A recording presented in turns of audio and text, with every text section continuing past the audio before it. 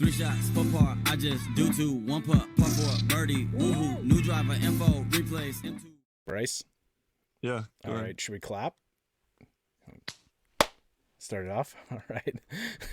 What you finna do? Think I'll try to get on into, start right, good line, good view, hit Drew, shoot him, McGavin. The Spears Podcast, brought to you by Pioneer Golf. Thanks, AJ. We were just talking about the Headcovers. Bryce got his. We're here with Mike Martysiewicz. Yeah, I got it right this time. And Mike, if you remember like a year ago, our first chat, it was so bad. So bad when I did your name. It was unfair. Anybody who doesn't know Mike, he is the co-host of the Build Shop podcast. So if you're not already following them, go over, check it out.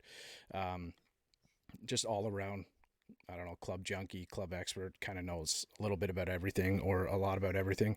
Mike, if anybody doesn't know who you are, can you give us a heads up where you are right now and who you are, just in case you got to run from the car? Yeah, no, I'm outside our Mississauga studio, Tour Experience Golf, sitting in -8-degree weather doing a podcast. Appreciate it. Appreciate you coming in. Like I said, Mike's a past guest at Mike TXG over on Instagram. Go over and give him a follow. We got Bryce here this week. Bryce, let's hop right into it. Go ahead, man. Yeah, so I was excited for this episode because I'm, like some of you know, a pretty big gearhead. I like to talk about gear and get into it, and Mike here is probably the one to talk to about it. So we'll get started with some of the new releases. Just go over your thoughts on some of them, maybe some of the ones that you like more than others, and some of the new technology, and just give us some of your thoughts. We want to know about the carbon face. Like obviously that's our hot topic. I mean, that's would you call it an industry game changer, the carbon face? No, because it's been done before in years back, but the look of it and the marketing of TaylorMade and to be honest with you, the feel and sound and performance of it this year, it's really good. Early doors testing already, and customers are loving it. Customers are coming in and asking for it, which is really cool. So really pumped with Stealth.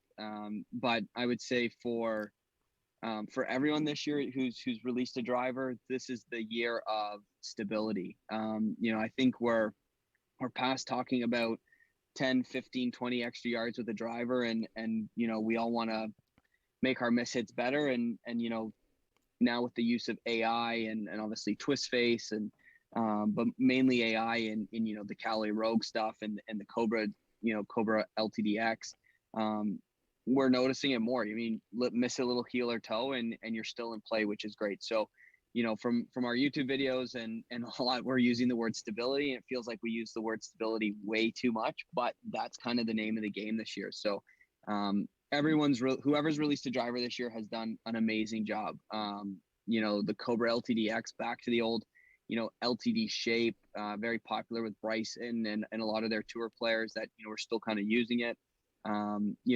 Admittedly, what they weren't huge fans of Rad, wasn't a game changer. They had a kind of different skeleton in that driver, and now they've got a better frame for, again, more stability. The face has some hot spots on it, which is great. And LTD for them in 2016 was a huge success. So very excited to have kind of LTD's big brother back in the fitting studio. And then the Callaway Rogue stuff, really, really good. More. I mean, we've all seen it. More signings on PGA Tour for people to go to Callaway, and nice to see some more of their product in play. But the new Rogue, I was a huge Epic Max LS fan last year in the fitting base for a lot of our customers. Surprised I didn't play an Epic Max LS last year. The Sim 2 worked out for me, but right now I'm currently tinkering with 3 different drivers. I've got a Stealth on its way, a Stealth Plus, I've got a Rogue Max LS, and I've got a Cobra LTD XLS coming. So need to get in. Right now I'm running a Diamond TB 60S through all of them. That's what I used in my Sim 2, and there's just a feel there that I like. There's some new Acura stuff coming out, new Tour Z Extreme or Tour Z. So I've got one of those on their way there. I'll tinker with that. There's some new Tensi stuff that's coming out, some new 1K product. Again, I'll tinker with some of that. Ventus TR, I've got one of those. When I say testing, I think I've hit it 5 times. But there's a couple different shafts on the market right now, and yeah, I'm gonna run the amount of TB through all the drivers, and then, you know, I will go see I'll go see the big man for a fitting in a couple weeks. All right, I had a question kind of specific, Mikey. You were in on it. I heard you and Ian talking about it. You play typically the Max, right? Like last year, you played some Max, Sim 2 Max. No, I played Sim 2. Sim 2? Okay.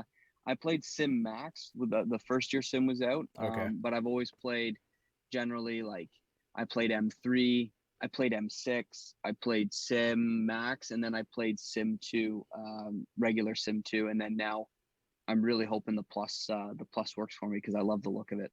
I remember that actually. She said you dialed down to 8.0 last time, so memory's coming back. Memory's coming back. I played it. It's funny. I played an 8 degree and it worked great in the fitting. If you know that, unfortunately, that video is still up. But I did use an 8 degree and it worked great. And then the minute I start playing more and get outside, I swing a bit differently, maybe a bit more out of it, even though my swing is atrocious. The 8 degree was just falling out of the sky, and I was really hurting my carry. So I swapped a 9 degree in there, and it worked perfectly. So hovering it, I've ordered all 9 degrees, so we'll see what happens. Nice. Okay. Can we talk about the like the driver comparison video that you and Ian did? Sure. So we got Ian specs on it. Ian was swinging them, but the one thing Bryce and I were talking about this just before he hopped on about ball speed like being pretty similar, and then the difference in you know, total yards is 6 yards, which is not much, but it's significant over the course of the year, right? But the thing that stood out to us is like the spin rate, the backspin rate on the, you know, last year's Sim 2 and the launch a little bit higher, right? So is that just based on like shaft, like Ian's hitting the same shaft in all three, right? So what's the what separated those two clubs, I guess, last year versus this year? Because obviously Sim was, you know, a couple years ago a little bit far behind, but like the difference there with the spin, like the spin rates and then the extra carry yards, like, but more club head speed in the Sim 2. So I'm trying to like kind of understand that, you know what I mean? Yeah. And now Sim 2 for Ian as well, I will give to that test was his gamer all last year. Right. And you know, you got to have a bit of comfort level. It took Ian not a long time, but it took him a while to kind of slide into Sim 2. He was using Sim for a long time. He was just, you know, Sim, we all know, was a great driver, sat a little flatter, had a great shape, the adjustable rail. It was a driver. And, you know, some people say, oh, they made a great driver in Sim. They made Sim 2 a bit of a dog. And then now Stealth is, you know, a bit quicker, has got a cool story, you know, so they can kind of control the, you know, good sales one year and better sales the next year. You know, Sim was up again, popular.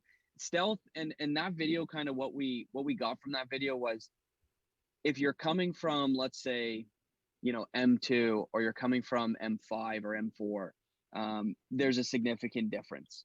You know, that's the time to upgrade. Is there a massive difference? No, but if you're going to upgrade into something new, you know, Stealth is definitely a good option. If you're currently using a Sim 2 or Sim, is there massive difference? I don't think so off the rack, but I think maybe when you dial it in, and I had a guy in yesterday, he was coming from a Sim 9 degree and he got fit into a Stealth 9 degree, bumped up a little bit. We were controlling spin. His Sim was kind of a little falling out of the sky again, really low spin, 1800, 1900. And we knew that, you know, with Stealth, we could pick up a little bit of spin. And that's kind of what I'm noticing. It's controlled mishits, and it's spinning in a better window for a lot of players. Again, I had a 25 handicap hit it yesterday, and I had a +1 handicap hit it yesterday. So I think with Stealth across the board, the increase of stability and kind of controlled mishits, I think that's where the money is. Is it a massive difference? It's going to blow the other drivers out of the water? Not necessarily. Okay, nice. Acoustically though, like I'm hearing like good things acoustically, like you can tell your mishits and whatnot a little bit better too, right? Yeah, and for me, like when you see a carbon face and you hear the buzzwords, you know, in October we were hearing about this carbon face. I was worried that we're gonna have a TaylorMade driver that sounds awful, because there are some drivers out there that sound horrendous.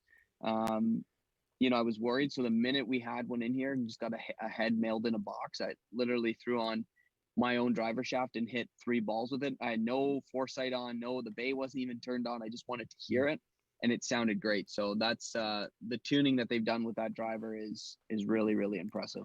What What are your thoughts on the red face? I love it. I mean, you know, when you have the ability to customize it, don't get me wrong, you know, the gray face with a gloss black top, and you get the little, you know, the little logo off it. I mean, it almost looks TSI 2 vibes, TSI 3 vibes, which is pretty cool. You know, we've ordered a few of those for some customers. They love that, you know, that more traditional look. I was going to order a custom one, and then the more I, you know, use it in the fitting bay, or the more I look at it, I'm like, it's different. It looks good. It's, you know, people will ask questions, you know, at my club, people come up and go, oh, you've got the stealth, and you can start conversation on that. So, yeah, I think it looks great visually. To me, it looks a fraction upright. The driver sits a bit upright to me.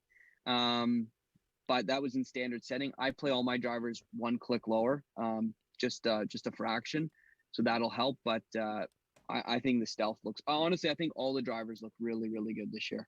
Nice. I like the part Ian mentioning, like Onyx or whatever they used to do the carbon face back in the day, and you're kind of looking at them like before my time. That was in the last video. Yeah, that's pretty good. So anybody interested in the video, we're gonna move on from it now, but I'll link it in the description below. Anybody can go check it out. Can we chat about balls a little bit? I know last time we did quite a bit. Love to. Yeah, you guys still fitting with Strixon? We are still using Strixons in the bay. Okay. We use a mix. I will, most of the time, I have my bag in the massage studio. I'm only fitting once a week now. I've tried to step away from fitting as much as I can, just with, obviously, you know, the changes that are coming and just being busy running the business. And we'll chat about that later on. But I had a guy in yesterday, and the Strixon's a great ball, and I needed something that just spun a little bit less for the guy. So I tried both models, didn't work. I didn't have the diamonds in this studio. So I just grabbed some Pro Vs out of my bag, or Pro V1 X's, and it controlled it. So we are going to try to create, or have the opportunity to have, more options of golf balls. We're trying to make that make sense in our studio. And see how expensive that can get. But I think for, you know, we don't offer the ball fitting anymore. We try to ball fit midway through the fitting. You know, someone's hitting irons. Hey, let's try this Bridgestone ball. Let's try this Chrome Soft. We don't even sell golf balls, but we offer a ball fitting. And maybe that's a market we're missing out on. But we don't sell golf balls, but we want to make the recommendation, and it can change a fitting for the better. So yeah, still the Strixons in the bays. The new diamond ball is great. I was hitting it, actually. I don't even know if the video's out yet, but I hit the Cobra stuff on the channel, and I was using the Z Star Diamond, and it felt great. It looks cool. I mean, it you know, the gold numbers on it. It looks proper, and I think people forget Strixon makes a really, really premium ball, and a very good quality ball. I mean, they are a rubber company. They've got tons of technology. They've got engineers, just like Bridgestone does. You know, the ball has won a Masters and has won some other events. So it is a very, very good quality ball. And we've been toying around with some different balls in the bays. We'll see what happens. But, you know, for the long term, that Strixon ball's been it's been a cheerleader for us for about 5.5 years. Yeah, I was playing it this year. That's why I was kind of interested to hear about the diamond. I saw the Cobra video. I don't know if you mentioned that you hit it, that you're playing it or not, but yeah, it can be flighted from 277 with a 3-wood, as we saw a couple weekends ago, right? So yeah, it's a pretty good ball. So I definitely, just on my radar, check it out. Can we? I'm a Japanese forge guy. You know, we're talking Strixon right now, so like I've been playing the Z785s now for a couple years, so absolutely love them. Like that's going to be a hard club to get out of my bag. But can we talk about the Mizuno lineup? I know. Yeah, I heard a little bit on Golf WRX, just kind of looking through a little bit, that the Z Forge was going to be replaced this year, the Strixon Z Forge, but it looks like that's not happening now. So probably just stay with that. Or that was 2019, was it? The release? I feel like that was 2018. Okay. I would imagine you'd probably see, and I literally have no information on this, but I would imagine you would see maybe Z Forged. I'm going to throw the month of July out there. Okay. I'm going to throw the month of September out there. And it just, you know, they've done so well with their Z line, and, you know, blade would be great from them. How many blades we sell in our studio are very small. but yeah, I would imagine you'd see something, something fresh from them potentially. Again, I have no insider information on that. That's I got a feeling that might happen. So sorry, Bryce, if go it's ahead. July, Mac, or it's a good wedding present, but it's whatever. It's my birthday in July, so I'll get them for you for your wedding. You get them for my birthday. Okay, Right, perfect. Yeah. The Mizuno lineup, like obviously, it's one of the prettiest irons in the game, right? Like, I think it's like the 221, 23, 25 or something like that, right? Like, so obviously it kind of goes from the blade, the pro iron downwards. Can we talk about those a little bit? Like, it is probably like for most people an early iron favorite, I guess, of like if you're gonna pick one for the year. Yeah, I think Mizuno, their MP series, or Mizuno Pro it's called this year, have always been the lovely ones to look at. JPX is the performance, and MP is, there's performance in MP, but it's definitely the sexy one to look at. We'll start with the blade, that 221. I do not need a set of blades. I tell myself every morning when I wake up, I do not need a set of blades. I want a set of blades. If I'm gonna buy a set of blades right now, it'd probably be still a set of P7TWs. I can't believe I don't own a set of those yet. And I think we've talked about that all through. So Mike's been on the pod a few times now, and I think we've talked about those at least for a couple minutes each time. Like those, I know those are your kind of like your, if you could pick one set of irons, those would be them. So you got to. The problem is with a set of blades, I will, for some reason, like in the bay, or even if someone I'm playing with and they have them, I strike blades quite nicely. I don't sacrifice much with them, but I do in a way. And I know if I have a set of blades, I will use them, and that's not what we need to do. I kind of use a blade right now. It's a muscle back. I use the Miura 501s. So kind of bladey. But yeah, back to the Mizuno stuff. 221's great. Again, I had a good friend of mine in the studio a couple weeks ago, and they are the most classic looking blade you could look at right now. I mean, you line up all the blades, Miura, Titleist, everyone in line there, and I think Mizuno is going to stand out 99% of the time by the looks. Performance is amazing. Everyone on staff has hit it, and we all love it. Again, it's as classic as a blade comes, and Mizuno is always going to do a great job with those. Which is usually the case though with those Mizunos, right? They're always, 1 and 2. I feel like just like a knife's a knife, right? I mean, there's only so much tech you can add to that, but the shaping they did. I think the script on the iron looks really good. I know some people are like, "Oh, I hate it. It looks old." I think it looks amazing. I love that. I love that look. Like, I love that. Very professional look to it. And they would look great in a set, in a bag, kind of waiting to go tee off. I think they just, they would shine in the sun and stuff. So, really, really like those. And then you have 223. There's a sleeper iron for us this year. 223 is, so far out of the gates, way better than MP20 MMC. Probably 10 times better than MMC. It looks amazing. It's got that more polished look to it. It doesn't look game improvement. I think MP20 MMC in a way just looked a little too flashy, looked a little, not a game improvement, but it looked like it wasn't as classic as what MP line should look. 223, again, really nice shape to the irons. We're starting to, a couple sets, bend the short irons a little bit stronger just to keep up with the long irons. That just the way that it's weighted, we found the long irons can be a little jumpy. And I'd be shocked if someone on staff doesn't put them in their bag shortly. I know they've been tinkering and testing the last couple weeks.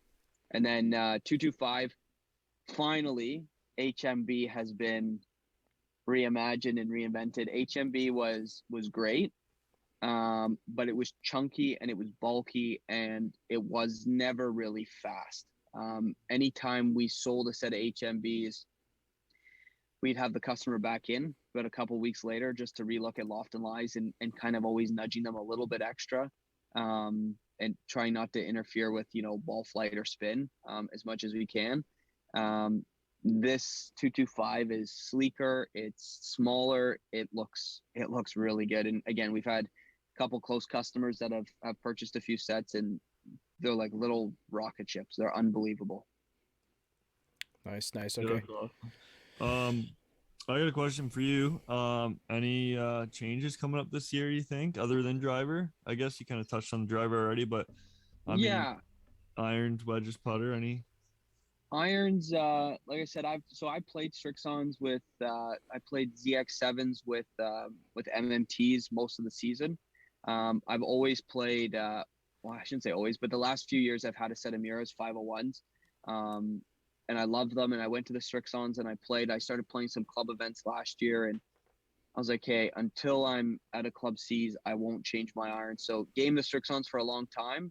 Luckily made it through quite a few stages of our club C match play, which was nice. And then kind of after I was beat on that, I put the 501s. I was going to put the Miras back in the bag, and I just didn't. And then when I was in Arizona a couple weeks ago, I was like, you know what? I'm just going down for fun golf. I'm going to take the 501s, and I just shake my head why I ever took those out of the bag. Just, you kind of kick yourself in your life. Maybe it's, I don't know, I concentrate a bit more with those because you do have to be a tiny bit more accurate. But, anyone I've played with, for a long time, as soon as I put those 501s in the bag, they're like, and you're, again, not a great player, but they're like, your ball striking has improved with these. So, I love them. They're gonna start the season. I'm not gonna change. I have no interest in any new irons right now. My woods are gonna stay. I put a 5-wood in the bag last year, a Mizuno STZ 5-wood, Ventus Red in that, so that's staying. My 3-wood took me a while to figure out. I've got what I got, TSI 2, 16.5, sits a little open and lower. That's got a Ventus Red in it as well. So that's kind of my 3 and 5. Those are going to stay.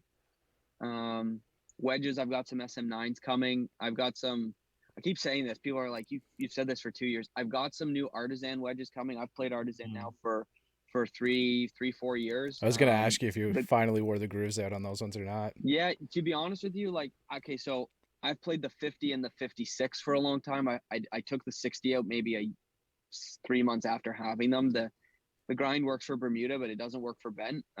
So it doesn't get used much.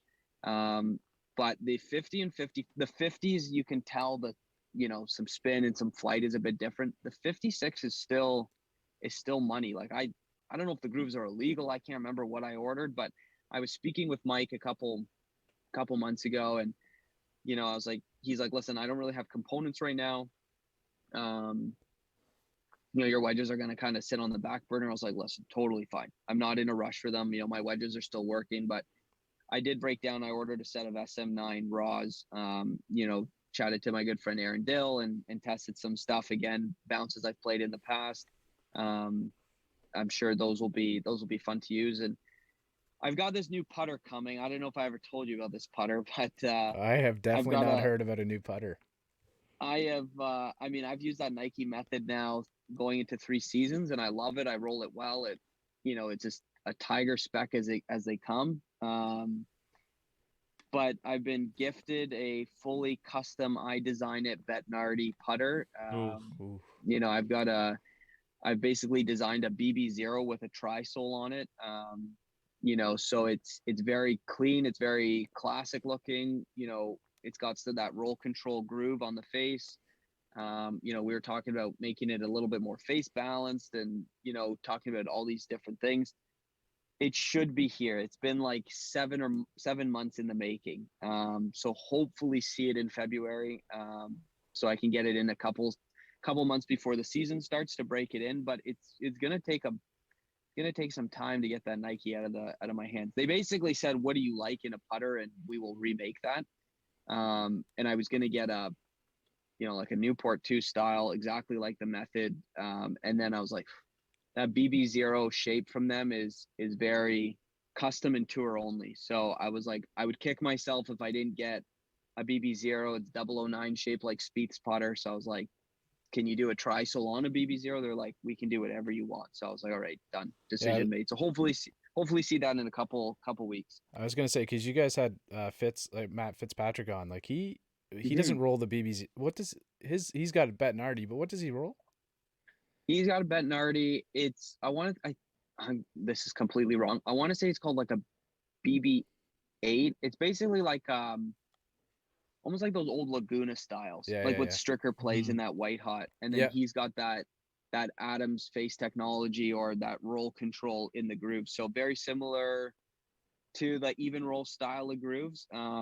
You know, their new line of putters, the BB series. I was rolling a BB 28, which is like a mid mallet in the summer, and the grooves felt great. They did help, you know, roll the rock a bit better. So when we were designing this putter, I just said, throw that on there. Why not? So it's very custom. It's very one of one. It's got my, instead of the big hexagon on the heel with the letter B on there, there's the letter M going in that. So it's the putter's not going anywhere. It will never be for sale later on. Hopefully this is the forever putter, but we're all, I don't know if I can use this word on here, but we're all putter whores. So, you know, we're going to buy putters left, right, and center as the years go on anyways. Hey, I've got 2. I've rolled 2 forever. So that's pretty good. Yeah. Yeah, but you're a good putter. Yeah, like that's the Try thing. tell Like that to me. putting's easily my strong point in my game. So I went from number 9 shape to something similar with the Del Mar, and I just I don't know. It'll be a long time till I get that out of there. But so big news, Mike. The acquisition of TXG with Club Champion. Can we talk about it a little bit? Yeah, I'd love to. What you know, kind of how did it come about? Like I know you're kind of, you and Ian are you know, running a pretty big team there at TXG. Like, is it going to change a lot for you? I know you mentioned you're not fitting as much. What kind of changes are we going to see, like in the Canadian industry? Anything happening down in the States? You know, can you give us a bit of a idea? I mean, this you know, this is not something that happened overnight, and I know there's a lot of negativity on this change, especially in the digital world. But this is something that's been in the works for, you know, 11, maybe 12 plus months. You know, while, you know, this also has nothing to do with the fact that we were in lockdown and that we're starving or anything like that. We've got a healthy business. We've got a healthy wait list. You know, we're very appreciative of you know, what we've done in the last 5 years, you know, almost 6 years. And, you know, starting from a team of 3 to now a team of 14 to potentially be, you know, 22 in the next, you know, the next 12 months. You know, our goal and our dream has always been to grow across the country, you know, into Vancouver. Vancouver's always been one, you know, we all know it's a great golf market. You know, take something to the Ottawa area, but potentially Quebec, you know, take something out west, you know, in somewhere like Calgary, you know, more in the GTA, you know, 2 studios, having 5 bays, you know, with a big wait list. Is that enough in the GTA? And, you know, growing, and as we're growing with more staff and, you know, creating more facilities in the GTA, so you can, you know, we have a studio closer to you, or we have a studio closer to Hamilton, wherever that may be. You know, we've always wanted to do that. Ian and I are big whiteboard people. We love a whiteboard session, whether that's at his house till 2 a.m. or on FaceTime till 2 a.m. We're always doing something regarding planning. And for the last, you know, 3 years, COVID's thrown a wrench in the system of wanting to grow, you know, the uncertainty of growing. And, you know, a lot of it's been self-funded, which is amazing. You know, we're super proud of that. But we needed a group to help us expand, and Club Champion's done that professionally for a long time. I mean, they have 90 stores now, and they will be 100 stores by the end of this year. So, you know, what they've done to grow that, you know, that quick is amazing. You know, there's a really good team of guys behind that company, behind that corporation. You know, we've known these Club Champion guys. You know, Nick, who started Club Champion, is you know, is a junkie of equipment just like we are. You know, I've seen him at many PGA shows, and you know, it was a very easy transition for it to happen. Joe Lee, the chairman, he's been the biggest cheerleader on this merger to happen. You know, him and Ian go way back. So you know, the changes that are coming to Canada is more TXGs. You know, better TXGs. You know, we've done a really good job. We've said in the last few months, you know, we've had a lot of planning and kind of management meetings, and, you know, we're a customer service company that sells golf clubs.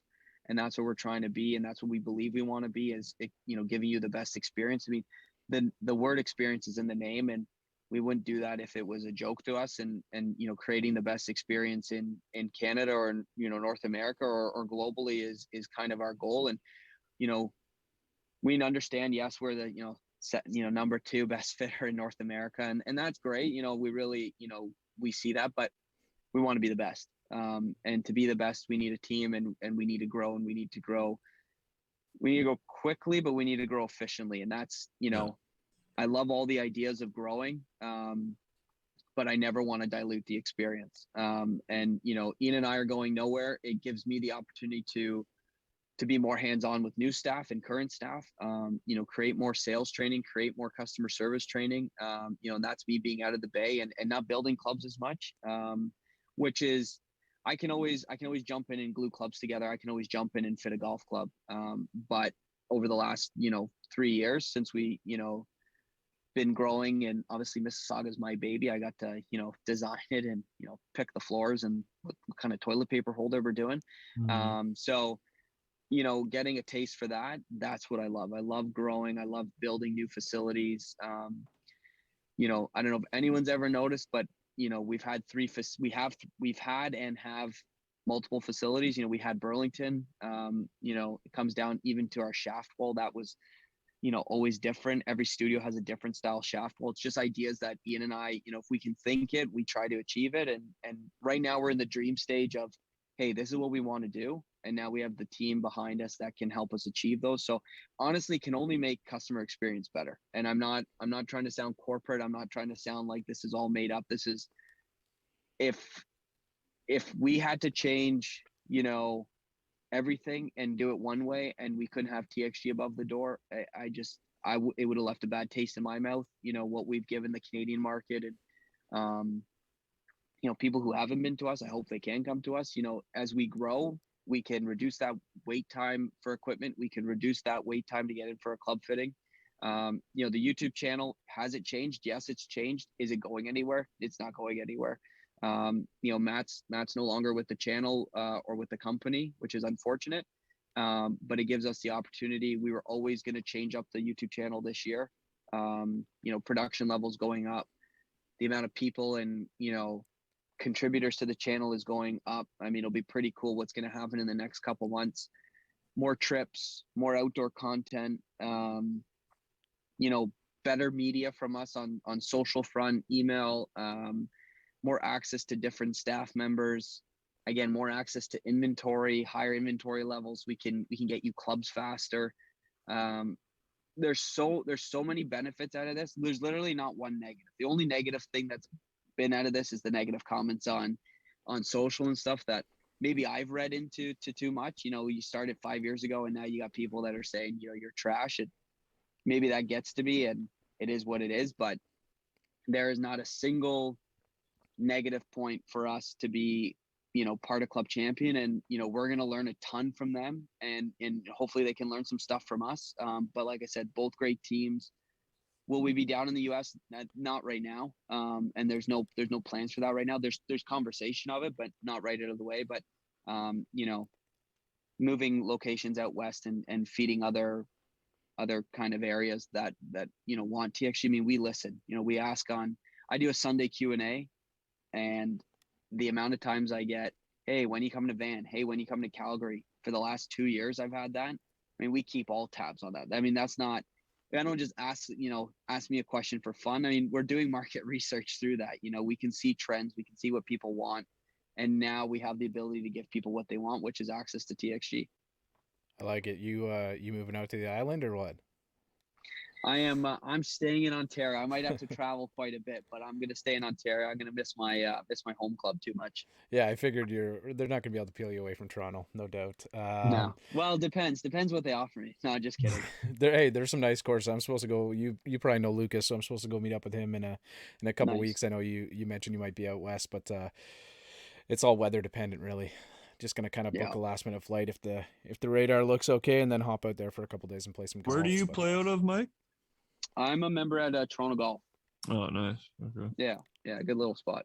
we going to see more of Mac on the channel? I don't think he's coming back from Dubai this time. He's having way too much fun over there. I was speaking with Mac the other night. I mean, he's right now he's planning on coming home eventually. But definitely would love to have Mac on the channel. He's, Mac and I know each other off camera extremely well, and probably the names we call each other are extremely rude and could probably get canceled for the things we call each other. But he has, to see how he's changed and kind of grown and adapted to more social media, and it's impressive what he's done. It's a bit of if he can do it, we all can do it, which is awesome, and gives me a bit of encouragement to step in front of the camera that I'm afraid of most of the time. Yeah, it's kind of a unique thing. Like, even for me, like, I know, like, Bryce has played, hockey, like professional hockey or whatever you want to call it. Like, he's had the opportunity to do interviews and stuff. But, like, I remember the first time you and I hopped on, Mike, I would just, I don't know, look back on those and kind of cringe at myself. So it's, I don't know, you kind of learn as you go. And the same thing happened with Mac, right? I remember him hopping on the podcast the first time. Like, his first ever pod was with me, pretty much a year ago now, and he was so nervous, man. Like, I know he doesn't think he does a great job, but I think he's killing it over there. I think he's doing a great job, man. So yeah, with that big of a following, you're always going to get some negativity and whatnot, but hey, the golf community clearly loves what he's doing with his game too. But appreciate you taking a good chunk of time in your car there, Mikey. No worries. The lighting's good. You got the good outdoor lighting. It's been perfect. There you go. Where can we reach you? Where can we get a hold of you? If anybody has any questions, like you said, you have the Sunday Q&A. What's the best way to get a hold of you? I mean, I use Instagram maybe too much, but yeah, Mike TXG on Instagram. That's the best way. All right, and we'll link the description to the channel, and as well as the pod. And then if anybody has any if you've got any questions or anything like that, you guys obviously can just go on TXG. Is it txg.ca? Yes. Okay. Yeah, txg.ca is the website. Again, IG is the best way to get a hold of us, which is the official TXG. But yeah, any questions, just any way you can get a hold of us, we will reply. And if you want to hear more of Mike, the Build Shop podcast, you guys release every Tuesday? Yeah. Okay. Yes. Go down below. I'm going to link that one. Hear you in RB. Just kind of chatting everything in the industry of golf. So check it out. Thanks again, Bryce. Anything to add before we head out? No, I think we're all good. All right. Thanks a lot, Mike. Appreciate it. Well, thanks, gents. Appreciate it. As things happen, we'll have to have you back, because it's always good to catch up with you, man. And we'll have to play some golf this year. We definitely need to play some golf. Yes. Come to Toronto anytime. All right, man. Take care. All the best. Thank you. Thanks, guys. Gang. Twirl. Gang. Twirl. Twirl gang. Twirl gang. Give me that driver. I let it bang. Twirl gang. Twirl gang. Give me that wedge. I'm taking that aim. Twirl gang. Twirl gang. Twirl. Twirl. If you ain't twirling, hitter, you lame. You sick of the twirling, hitter, you gang.